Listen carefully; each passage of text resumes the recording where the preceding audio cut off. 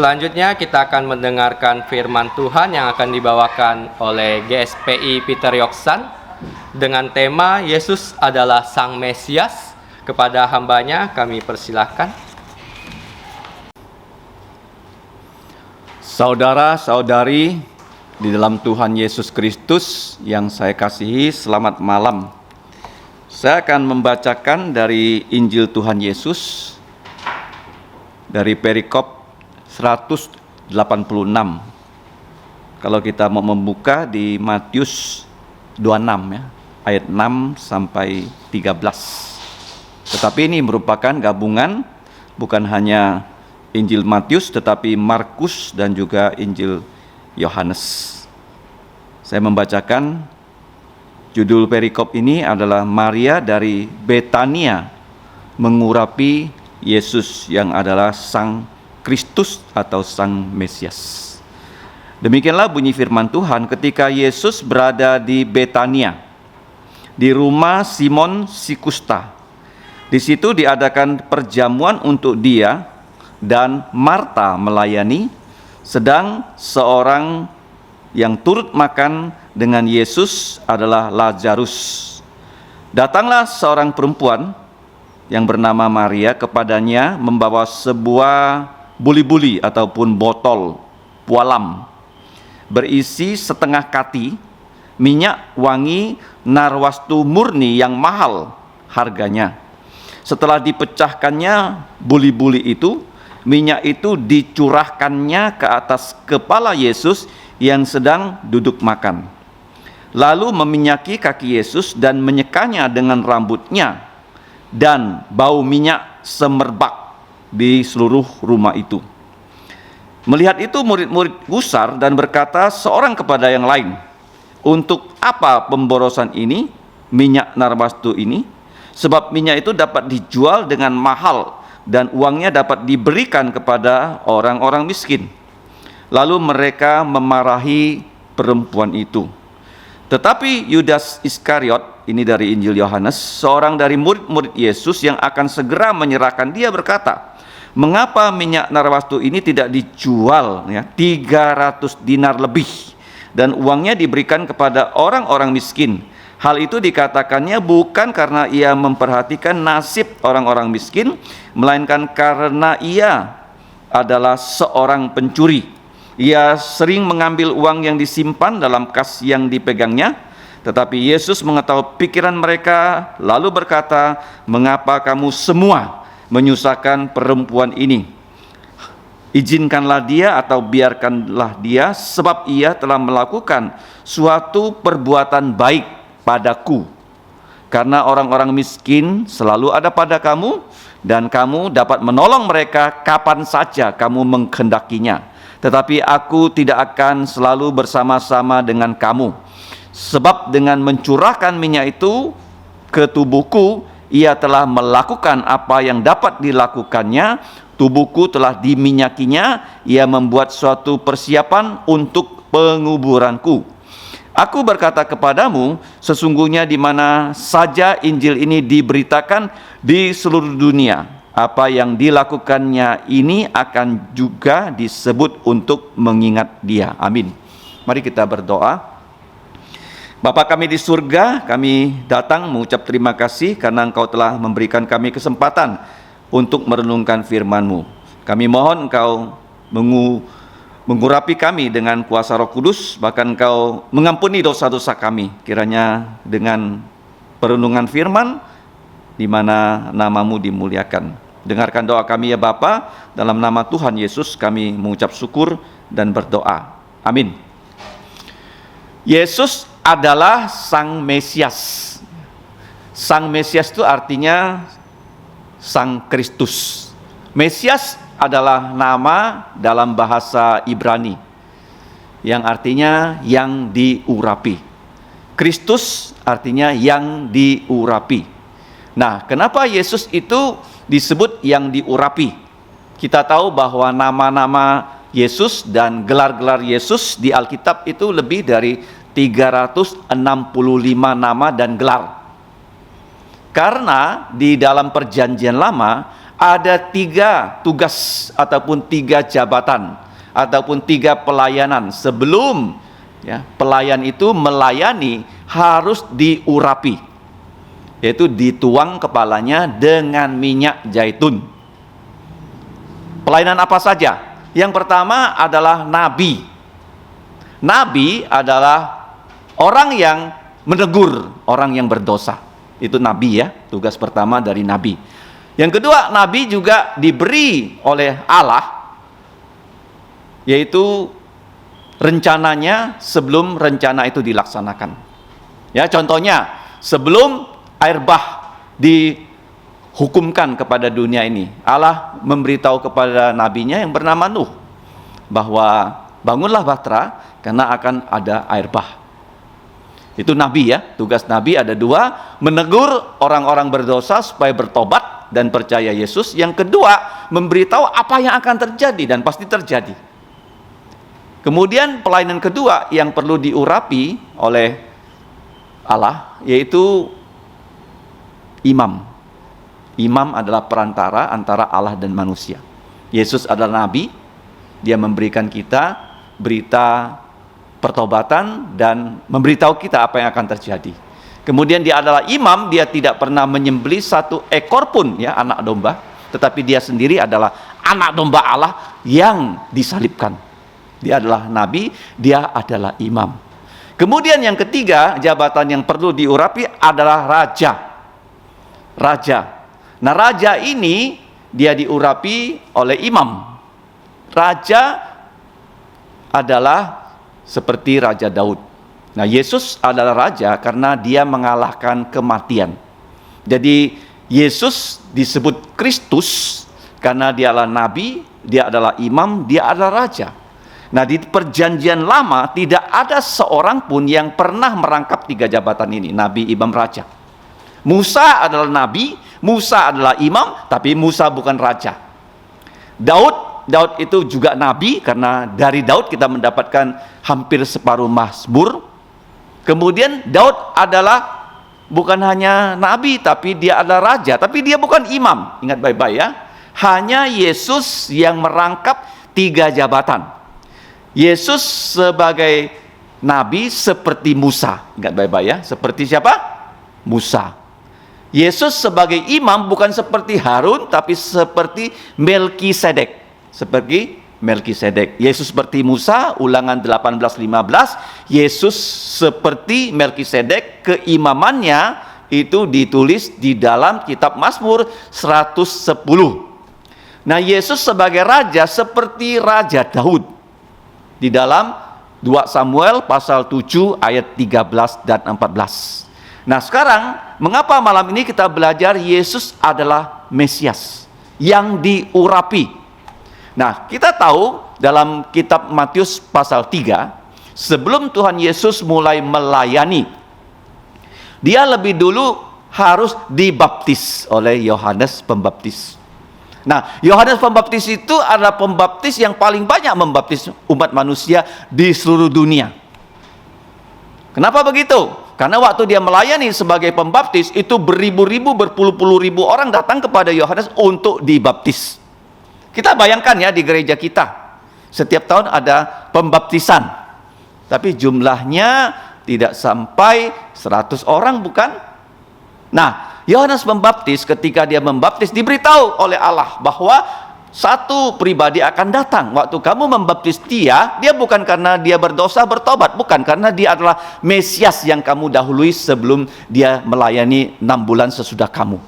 Tandanya adalah langit akan terbuka dan kamu akan melihat Roh Kudus turun ke atas orang itu. Jadi Yohanes membaptis Yesus. Pada saat Yesus datang kepada Yohanes, Yohanes itu enggan membaptis Yesus loh. Dia mengatakan seharusnya engkau yang membaptis aku. Nah, kita tahu Yohanes membaptis dengan air. Nah, Yesus adalah pembaptis, dia membaptis kita dengan Roh Kudus. Jadi kita mendengarkan Injil, kita percaya Injil, kita dibaptis oleh Tuhan Yesus tuh dengan Roh Kudus tuh, sehingga kamu dan saya bisa percaya Yesus tuh, menjadi orang yang lahir baru. Nah, Yesus adalah Kristus. Kita melihat di sini waktu dia akan mengakhiri kehidupannya di muka bumi, sebagai nabi, sebagai imam, sebagai raja. Jadi Yesus di perikop yang tadi kita baca, dia diurapi di satu kota kecil yang bernama Betania. Nah, Betania artinya apa? Masih ingat? Pernah saya singgung sebelumnya, rumah penderitaan. Rumah penderitaan, Betania. Nah, di situ di rumah seorang yang bernama Simon. Simon dikatakan seorang kusta. Bukan berarti dia masih sakit kusta. Kalau masih sakit kusta, dia nggak boleh tinggal dalam rumah. Paham? Kenapa dia disebut si kusta? Karena menurut penafsir Alkitab, dia dulu kusta, tidak bisa tinggal di dalam rumah. Dia disembuhkan Yesus.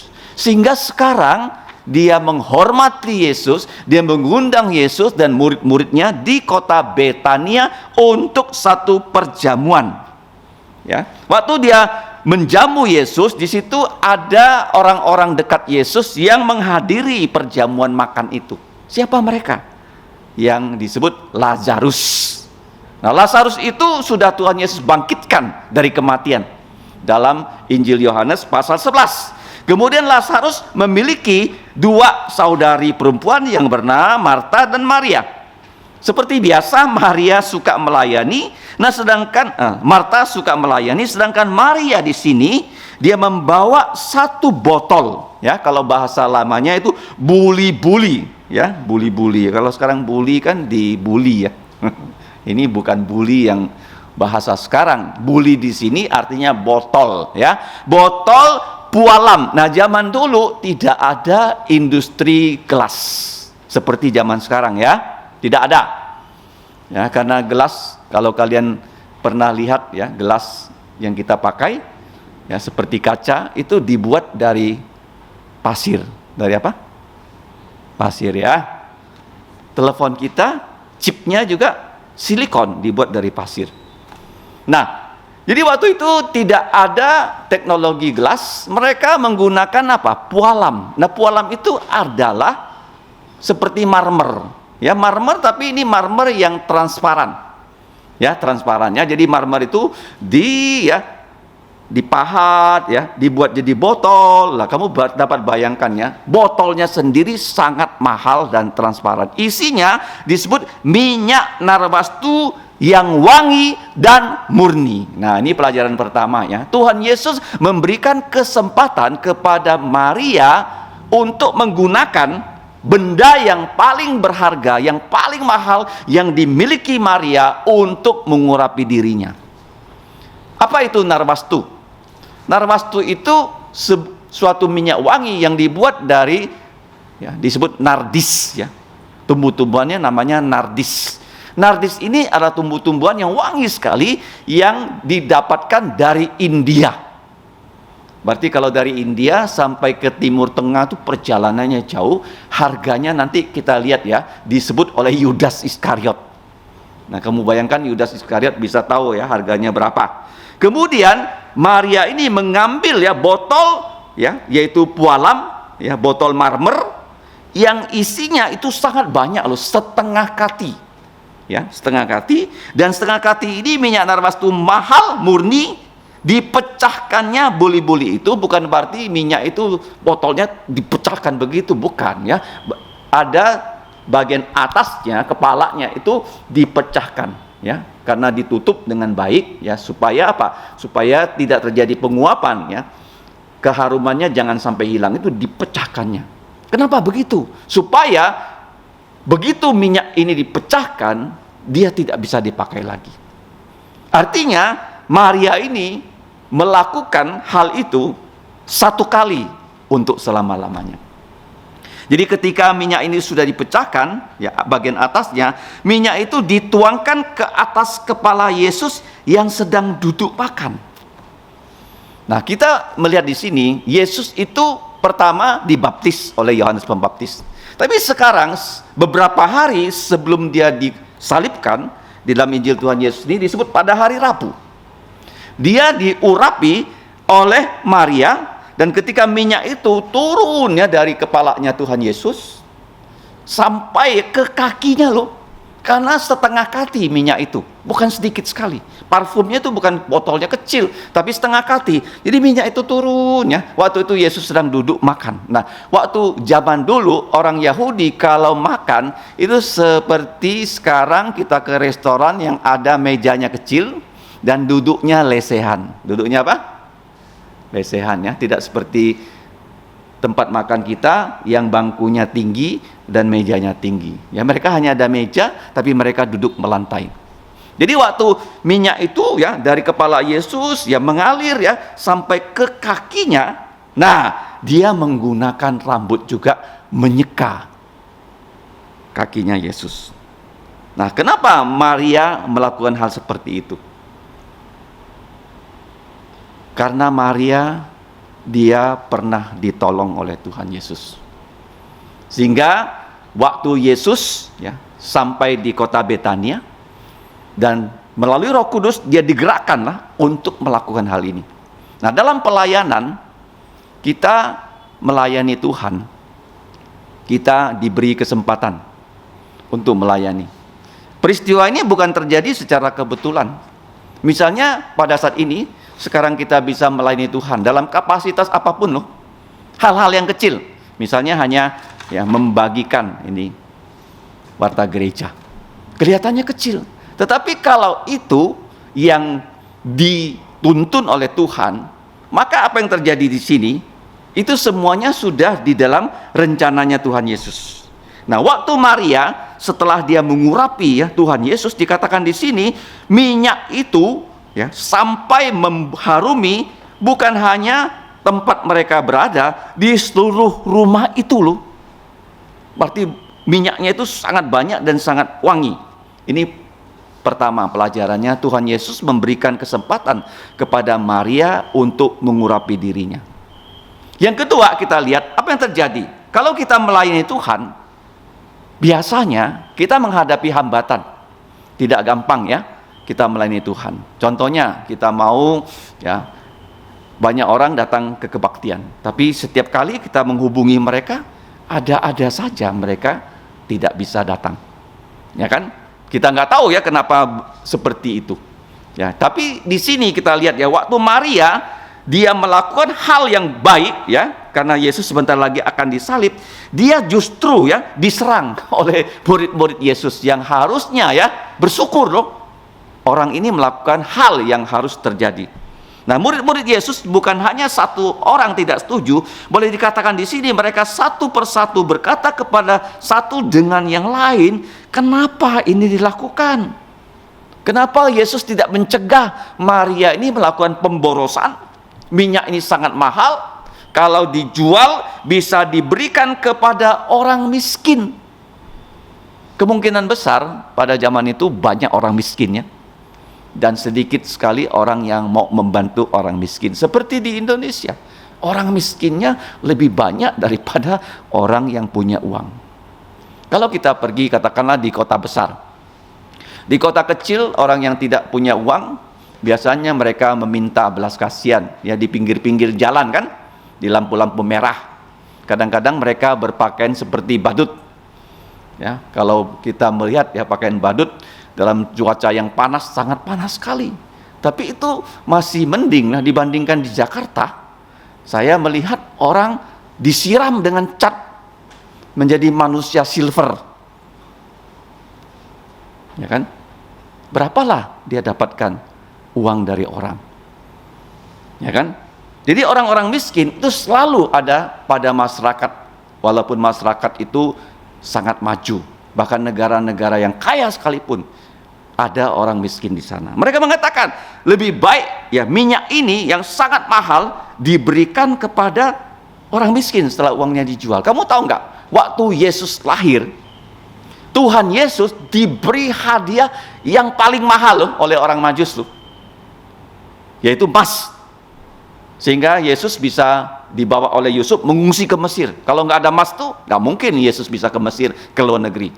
Diberi kemenyan, diberi mur. Itu hadiah-hadiah yang mahal. Tapi di sini Yesus ya, kamu tahu nggak? Sebenarnya semua minyak ya yang ada di dunia ini yang mahal itu miliknya Yesus tuh.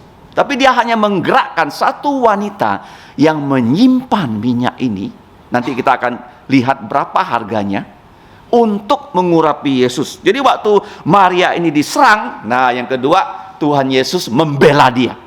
Yang pertama, Yesus mengizinkan Maria mengurapi dia dengan minyak yang mahal. Yang kedua, Yesus membela Maria. Nah, kenapa membela Maria? Karena dianggap dia sebagai seorang yang pemboros. Bahkan Yudas, ya, seorang bendahara, dia berkata kepada mereka, mengapa minyak ini tidak dijual? Dan dikasih tahu oleh Yudas, karena dia bendahara, dia tahu harganya berapa, yaitu 300 dinar lebih.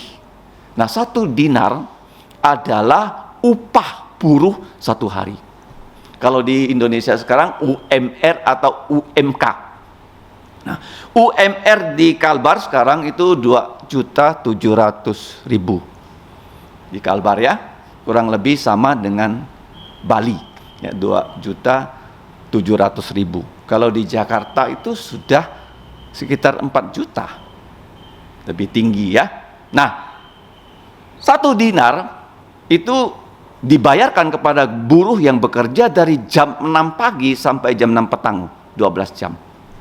Jadi begitu mereka pulang, mereka akan membawa 1 dinar, karena tidak boleh upahnya itu ditahan. Upahnya harian, ya, setiap hari bekerja, setiap hari dapat 1 dinar. Karena uang itu nanti dibawa pulang untuk keluarganya, untuk hidup pada hari berikutnya. Jadi kalau 300 dinar, katakanlah 300 hari kerja, seperti 10 bulan, ya kan? Kalau 10 bulan kerja, itu UMR Kalbar, ya, 2,7, maka minyak ini 1 botol harganya sekitar 30 juta. Ya kan? 30 juta. Wah, besar sekali, bukan?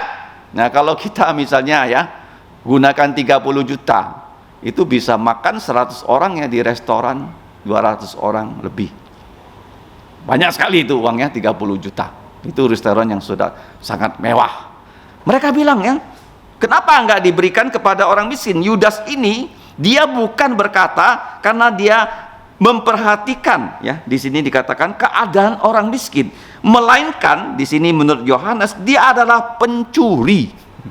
Dia memegang uang, dia mengambil uang yang ada dalam penanganannya, ya. Bahkan dikatakan di sini dia sering mengambil uang, loh. Ini sangat menarik, ya. Kenapa, ya? Tuhan Yesus Maha tahu. Dia punya bendahara yang selalu mengambil uang perbendaharaan. Kenapa Tuhan Yesus tidak langsung menghukum, menghakimi dia, loh? Yudas. Bahkan sampai terakhir, ya, Yesus memberikan kesempatan dia bertobat. Dia nggak juga bertobat. Ya, kalau zaman sekarang kan KPK tahu orang korupsi langsung saja ditangkap, kan? Betul nggak? Kenapa Yesus, ya, selama 3,5 tahun tahu Yudas sering mengambil uang, tapi dia tidak langsung ditangani. Nah, inilah Tuhan Yesus, ya, dia panjang sabar. Dia ingin Yudas, ya, sampai pada akhirnya bertobat. Kemudian dikatakan di sini, Yesus tahu pikiran mereka dan Yesus berkata kepada mereka, mengapa engkau membuat perempuan ini yang sudah melayani, yang seharusnya bagaimana? Diberi apresiasi. Justru kamu marahi dia.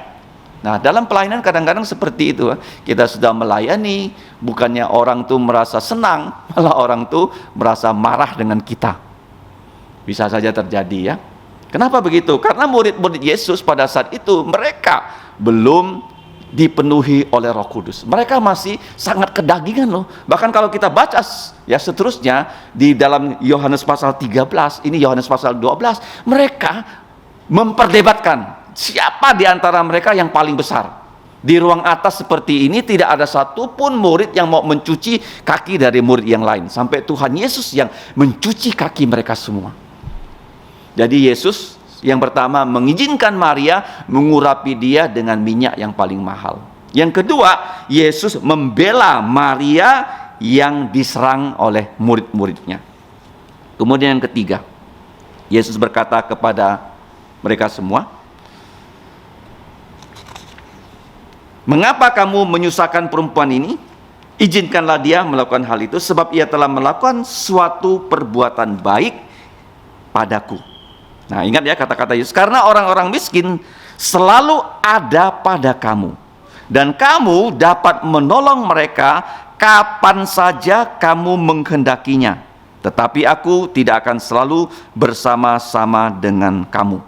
Jadi yang ketiga pelajarannya, Tuhan Yesus mengingat pada murid-muridnya bahwa kesempatan seperti ini untuk melayani Yesus hanya satu kali untuk selama-lamanya. Kenapa? Karena kita tahu sebelum Yesus disalib, dia mengizinkan ini terjadi karena Tuhan Yesus sebagai Mesias, pertama tadi saya sudah katakan, diurapi dengan pembaptisan oleh Yohanes Pembaptis. Tapi kali ini dia diurapi dengan minyak loh. Yang mengurapi Yesus dengan minyak, dia bukan siapa-siapa. Dia seorang wanita. Nah, ada orang bertanya kenapa sampai Maria ini begitu mencintai Yesus? Karena Maria ini sebelumnya, kalau kita perhatikan dalam Injil Lukas pasal 7 ayat 37, mari kita buka. Di situ disebutkan ada seorang wanita yang mengurapi Yesus, tapi tidak disebut siapa namanya.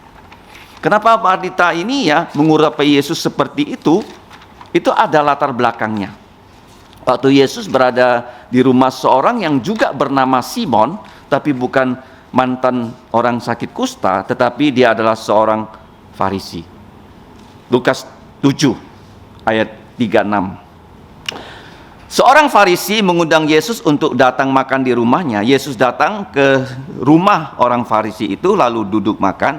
Nah, di kota itu ada seorang perempuan yang terkenal sebagai orang berdosa. Ketika perempuan itu mendengar bahwa Yesus sedang makan di rumah orang Farisi itu, datanglah ia mengambil sebuah buli-buli berisi minyak wangi. Sambil menangis ia pergi berdiri di belakang Yesus dekat kakinya. Nah, ini bukan mengurapi kepalanya. Ia membasahi kaki Yesus itu dengan air matanya dan menyekanya dengan rambutnya. Kemudian ia mencium kakinya Yesus dan meminyakinya kakinya Yesus dengan minyak wangi itu. Ketika orang Farisi yang mengundang Yesus melihat hal itu, ia berkata dalam lubuk jantungnya, jika Yesus ini seorang nabi, tentu ia tahu siapa dan apakah orang perempuan yang menjamahnya ini. Tentu ia tahu bahwa perempuan ini adalah seorang berdosa. Nah, jadi kamu lihat seorang yang berdosa di sini adalah kata-kata halus dengan dia adalah seorang wanita tunasusila. Jadi kita tahu bahwa seorang tunasusila seperti Rahab, Tuhan Yesus bisa membuat orang yang paling dibenci masyarakat, disebut sampah masyarakat, bertobat. Jadi kamu bayangkan Maria yang telah diselamatkan Yesus. Dia ingin sekali berterima kasih pada Tuhan Yesus. Dan Tuhan Yesus memberikan kesempatan kepada dia, karena Yesus datang di kota tempat tinggal Maria, Betania. Dan Maria menggunakan kesempatan yang terakhir ini, karena beberapa hari lagi Tuhan Yesus harus disalibkan di hari raya Paskah. Nah, jadi pelajaran yang berikutnya, Tuhan Yesus berkata kepada kita bahwa perbuatan Maria ini itu perbuatan yang baik kepada Tuhan Yesus. Dan sedangkan orang miskin, kapan saja kita mau, kita bisa membantu orang miskin. Tetapi Yesus tidak akan selama-lamanya secara fisik bersama-sama dengan para murid. Ayat 12, sebab dengan mencurahkan minyak itu ke atas tubuhku, ia telah melakukan apa yang dapat dilakukannya. Tubuhku telah diminyakinya. Ia membuat suatu persiapan untuk penguburanku. Ini penting Yesus sudah 5 kali berkata pada muridnya, dia akan ditangkap, dia akan disalibkan, dan dia akan mati, tetapi pada hari ketiga dia akan bangkit. Nah, kalau kita melihat di sini, waktu Yesus berkata demikian, kejadiannya terjadi di hari raya Paskah. Nah, hari raya Paskah di gereja sekarang diperingati sebenarnya di gereja mula-mula setiap hari Minggu loh. Setiap hari Minggu kita pada zaman dulu kala gereja pasti ada perjamuan kudus tuh, bukan 1 bulan sekali. Pada hari Minggu selalu ada perjamuan kudus. Nah, perjamuan kudus itu kenapa begitu? Karena itu menggantikan perayaan Paskah. Mereka menyembelih anak domba yang usianya 1 tahun. Ya, anak domba setelah disembelih, anak domba itu tidak boleh dipatahkan tulangnya, hanya boleh dibakar, dimakan dagingnya. Kalau tidak selesai dimakan dagingnya, harus dibakar habis, tidak boleh tulangnya patah. Dan anak domba itu harus diambil ya dari kandangnya, dibawa ke rumah selama 4 hari. Mereka harus memperhatikan anak domba ini yang usianya 1 tahun, tidak ada cacat. Dan kalau kita yang mengambil anak domba di rumah, pasti kita sayang sekali dengan anak domba itu, karena anak domba itu begitu cute, pasti orang senang dengan anak domba. Ya, seperti Tuhan Yesus, dia sudah 3,5 tahun melayani. Selama 4 hari anak domba ini diamati, tidak ada cacat, tidak ada celah. Pada hari Paskah, dalam kitab Keluaran pasal 12, pada bulan Nisan tanggal 14 harus disembelih, dan darahnya dioleskan di ambang pintu, supaya apa? Ketika tengah malam ada malaikat pencabut nyawa, anak-anak sulung di rumah orang yang ada darah anak domba tidak akan mati. Kalau tidak ada, semuanya mati. Jadi terjadi Paskah ini yang pertama kali di Mesir. Dengan Paskah yang pertama itu, maka orang Israel dibebaskan ya dari perbudakan di Mesir yang sudah berlangsung 400 tahun. Jadi dengan Paskah ini Tuhan Yesus membebaskan kita dari dosa, tapi bukan dengan darah anak domba, tapi dengan darahnya yang mengalir di atas bukit Golgota. Kalau kita lihat ya, Paskah ini sangat signifikan. Dalam gereja sekarang kita gantikan Paskah orang Yahudi dengan perjamuan kudus. Roti melambangkan tubuh Yesus yang tidak ada dosa, kemudian anggur melambangkan darah Tuhan Yesus yang sudah tercurah. Makanya saya sering katakan orang Tionghoa suka warna merah, bukan? Kenapa warna merah? Karena warna merah itu melambangkan darah. Artinya begini, saya punya kesalahan itu jangan dihukumkan kepada saya, tapi saya mengambil binatang korban, saya limpahkan kesalahan saya kepada binatang korban, saya sembelih binatang korban ini, darah dialirkan dari binatang korban, sehingga saya tidak mati, tapi binatang korban ini mati. Makanya warna orang Tionghoa itu merah, darah. Jangan sampai saya mati, tapi binatang korbannya mati. Tapi darah binatang tidak bisa menghapus dosa. Dosa kita hanya bisa dihapus dengan darah Tuhan Yesus. Makanya ini Paskah paling signifikan. Kenapa begitu? Kalau kita simak di Perjanjian Lama, Paskah-Paskah yang signifikan itu ada waktunya. Yang pertama, tadi saya sudah katakan terjadi di Mesir. Ya, pada saat orang Israel keluar dari Mesir, Keluaran 12, tolong dicatat. Keluaran 12. Kemudian berikutnya, mereka sudah sampai di Bukit Sinai. Mereka merayakan Paskah lagi, bukan di Keluaran 12, tapi di dalam kitab Bilangan pasal 9. Bilangan pasal 9. Itu yang kedua kali ya. Pertama di Mesir, yang kedua di Gunung Sinai. Kemudian yang ketiga, mereka sudah masuk ke tanah perjanjian, ya, di bawah kepemimpinan Yosua. Kamu bisa baca di Yosua pasal 5. Sudah ketiga kali ya, Paskah signifikan. Berbeda waktu, berbeda tempat. Pertama di Mesir, kedua di Gunung Sinai, di padang belantara, ketiga sudah di tanah perjanjian, tanah yang berlimpah susu dan madu. Paskah keempat yang signifikan di zamannya Raja Hizkia dalam 2 Tawarik 30. Kenapa? Karena sebelumnya 10 suku kerajaan utara tidak boleh merayakan Paskah. Karena raja mereka tidak mengizinkan mereka pergi ke Yerusalem untuk merayakan Paskah. Paskah itu hanya dilakukan oleh kerajaan Yehuda selama beratus-ratus tahun. Tapi ketika kerajaan utara ini diruntuhkan, maka Hizkia melihat kesempatan itu, dia mengadakan Paskah untuk seluruh bangsa Israel. Dalam 2 Tawarik pasal 30. Itu Paskah signifikan yang keempat. Paskah signifikan yang kelima dilakukan oleh Raja Yosia. 2 Tawarik pasal 35. Ya, Raja Yosia adalah raja yang sebelum dia lahir sudah dinubuatkan akan lahir Raja Yosia yang akan bagaimana meruntuhkan mesbah-mesbah Baal. Raja Yosia adalah raja yang melakukan yang namanya reformasi. Nah, yang keenam Paskah signifikan itu dicatat dalam Ezra pasal 6. Kita tahu ya, mereka sudah dibuang ke Babel selama 70 tahun, mereka dibawa kembali loh ke tanah perjanjian.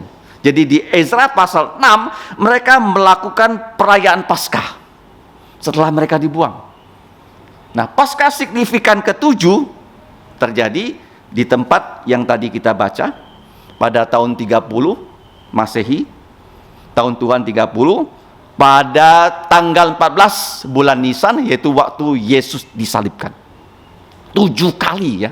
Itu merupakan Paskah yang paling puncak. Jadi waktu Yesus berkata, dia mempersiapkan penguburanku, dia meminyaki aku sebagai persiapan untuk penguburanku. Kenapa kata penguburan? Karena kata penguburan ada satu kata kunci dari kata Injil, ya, berita baik, bahwa Yesus sudah mati untuk dosa-dosa kita. Yang kedua, Yesus dikuburkan sebagai bukti dia sudah mati. Ya, Yesus dikuburkan. Waktu dia dikuburkan, yang menguburkan Yesus juga 2 orang loh, Nikodemus dan Yusuf. Dikubur orang kaya, dan dibuktikan dia sudah mati karena sebelum Yesus bisa dikubur harus diizinkan oleh Pilatus, gubernur loh. Dan waktu Pilatus mendengarkan Yesus sudah mati, dia juga nggak percaya Yesus sudah mati. Dia memanggil ya kepala pasukan 100 yang menyalibkan Yesus. Betul nggak Yesus sudah mati? Kepala pasukannya bilang betul sudah mati. Karena saya sendiri melihat ya, bagaimana kepala Yesus sudah terkulai begini, dan saya menggunakan tombak menombak ya, lambung Yesus, yang keluar adalah darah bercampur air. Sehingga betul Yesus sudah mati dan tidak dipatahkan kakinya. Jadi anak domba kan Paskah tidak boleh dipatahkan tulangnya. Ya, boleh dimakan dagingnya, tapi kalau tak selesai makan, tidak habis, harus dibakar.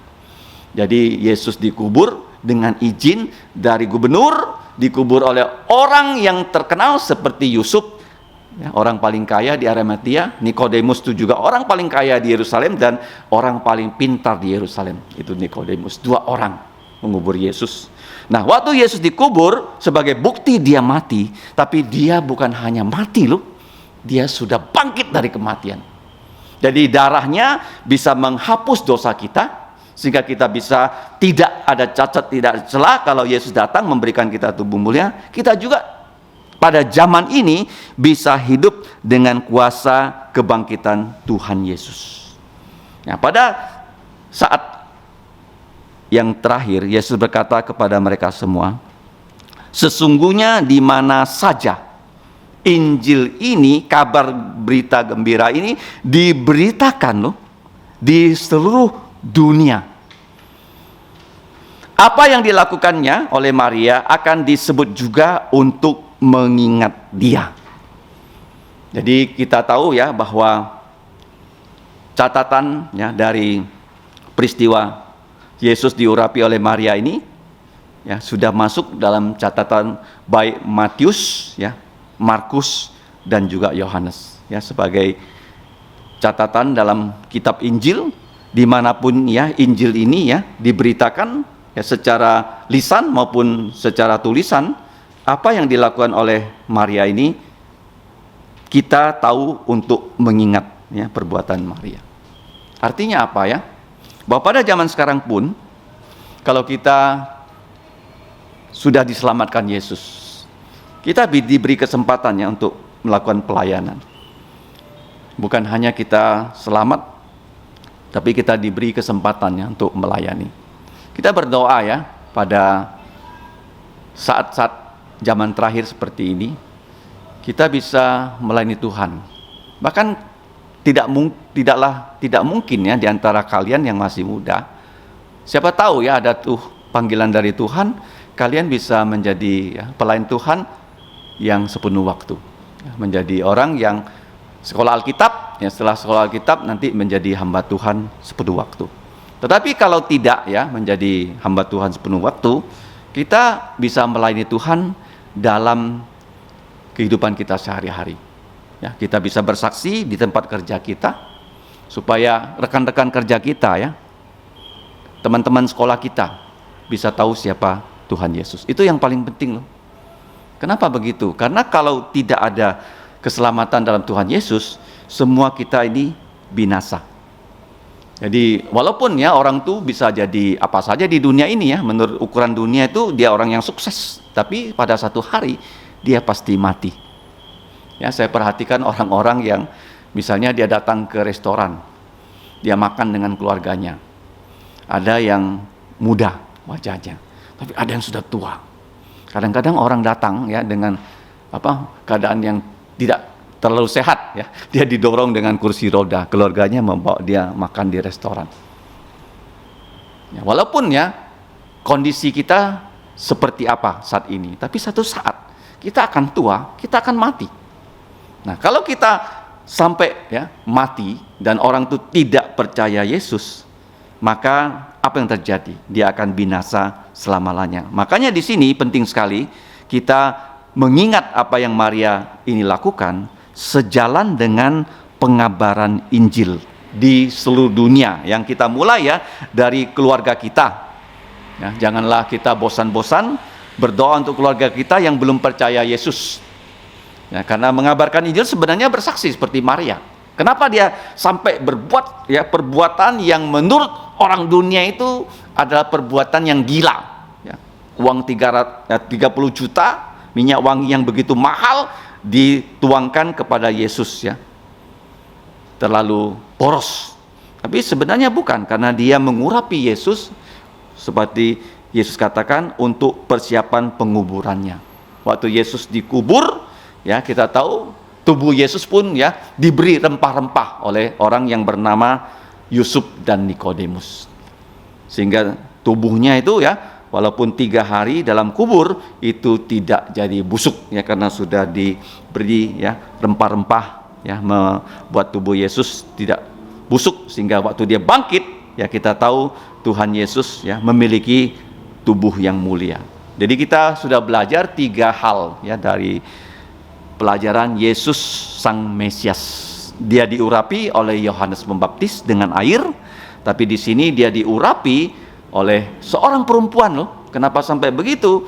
Kemungkinan besar perempuan ini orang yang sangat ya, getir kehidupan sebelumnya, tapi ditolong oleh Tuhan Yesus sehingga dia tahu berterima kasih pada Tuhan Yesus. Kita semua juga orang berdosa, kita sudah ditolong Tuhan Yesus. Marilah kita seperti Maria ini untuk mengingat ya perbuatan Maria, kita harus melakukan ya perbuatan baik untuk melayani Tuhan Yesus ya, karena Tuhan Yesus tidak ada kaki tangannya di muka bumi, kita bisa menjadi kakinya Yesus, menjadi tangannya Yesus dalam pelayanan melayani Tuhan Yesus. Pelajaran yang kita pelajari yang pertama, Tuhan Yesus mengizinkan Maria melakukan pengurapan kepada dirinya sebagai persiapan penguburannya. Yang kedua, Tuhan Yesus membela Maria ketika diserang.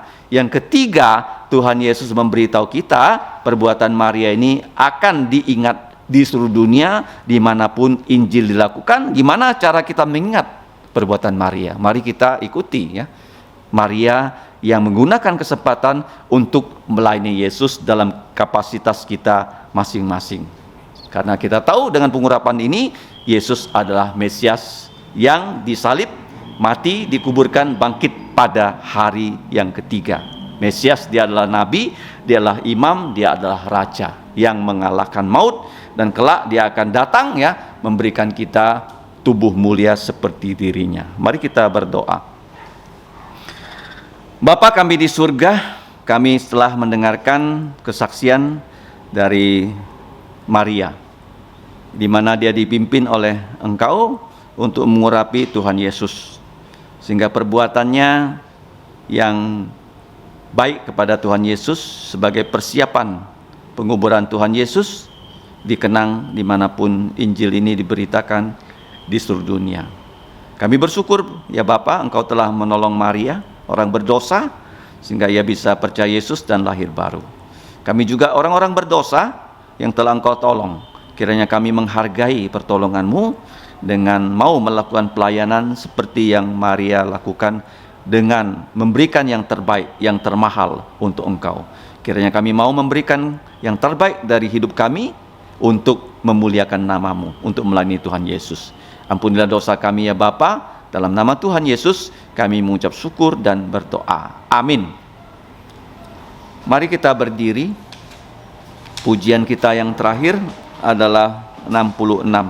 Besar setiamu. 66. 66 ya. Setelah pujian ini selesai kita nyanyikan, kita mohon kesediaan dari GSPS Eliakin Pang untuk menaikkan doa berkat besar setiamu.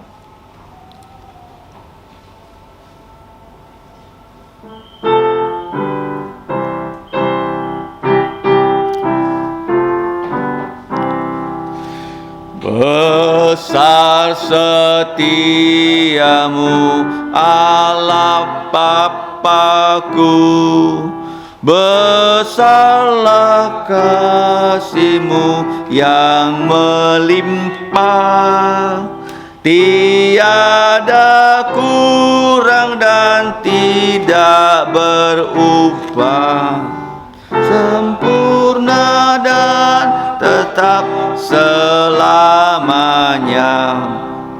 Besar setiamu, besar setiamu, tiap pagi berikan rahmat baru, segala yang ku perlu Kau sediakan. Besar setiamu kepadaku, musim pun berganti, musim apapun, hari pun berganti, hari baru, alam semesta dan semua ciptaanmu menyaksikan kasih setiamu. Besar setiamu, besar setiamu, tiap pagi berikan rahmat baru, segala yang ku perlu Kau sediakan. Besar setiamu kepadaku, pengampunan dosa, beri damai kekal, Kau menghibur dan Kau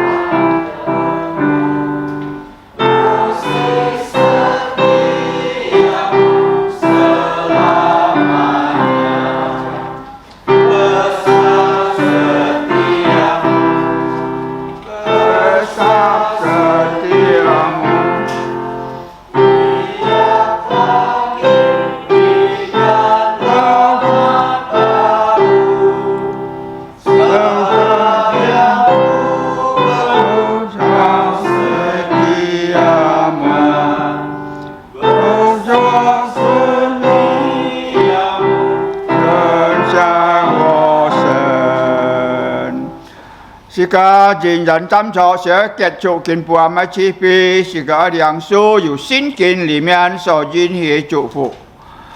当然，我主耶稣基督恩惠、天父上帝的慈愛、聖靈的感動與交通，常常與眾弟兄們同在，從今時一直到永永遠遠。阿門，阿門，頌。阿門。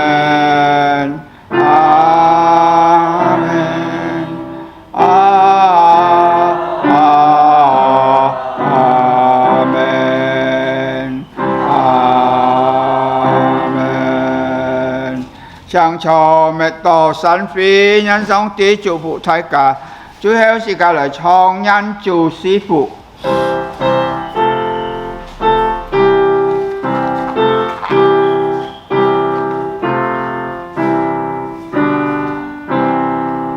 Tuhan memberkatimu, Tuhan melindungi menyinarimu, memberi kasih karunia.